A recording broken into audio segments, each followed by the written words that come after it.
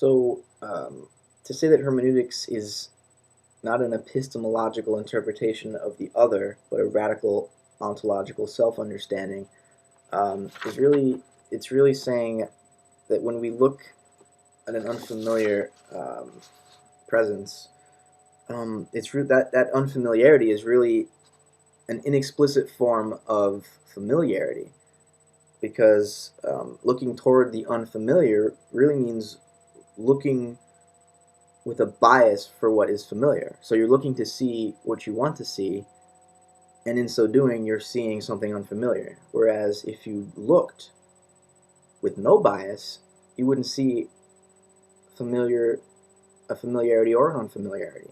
You just see what? Well, um, Heidegger's goal in sort of articulating this notion of hermeneutics is to remove from the method of this kind of interpretation the a priori assumption that a dualism exists between the world as it is and the world as it is perceived.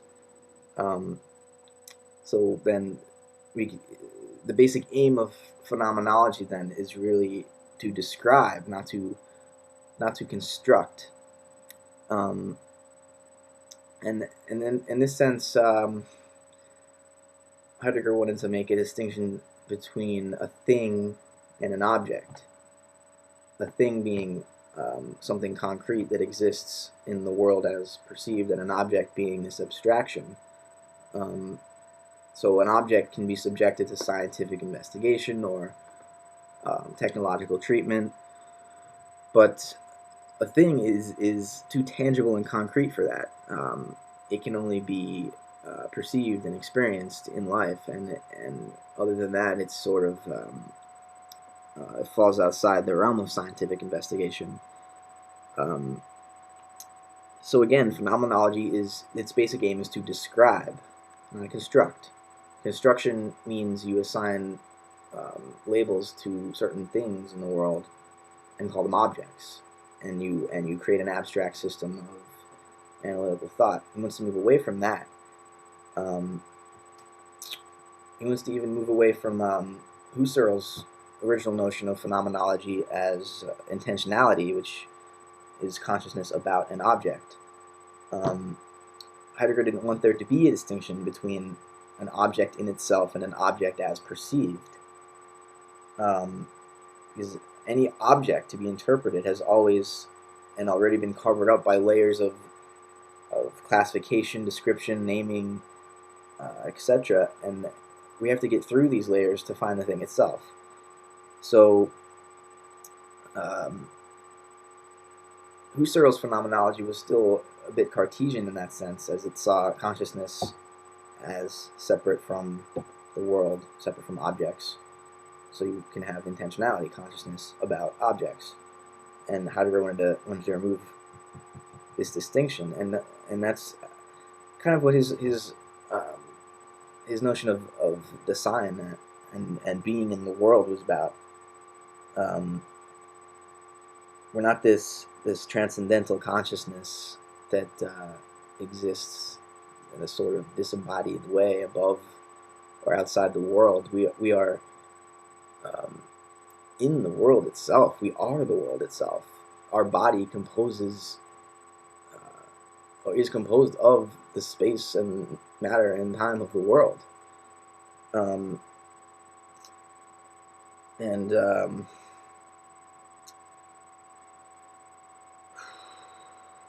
So Heidegger really wants to do away with this notion of man as a subject or an ego, and that carries down to um, Derrida and post-structuralism, postmodernism in general, that the subject is disappearing, the ego is disappearing, and in its place, what is there? Well, I mean, there's the notion of there being a design, that my existence is this totally embedded um, being in the world, is very similar to the way a Buddhist would talk about their existence.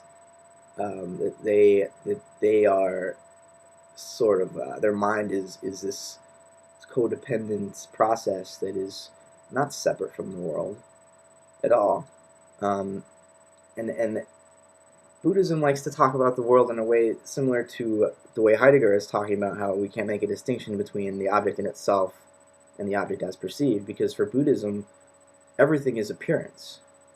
There is no distinction to be made between what is reality on the one hand and what is appearance on the other.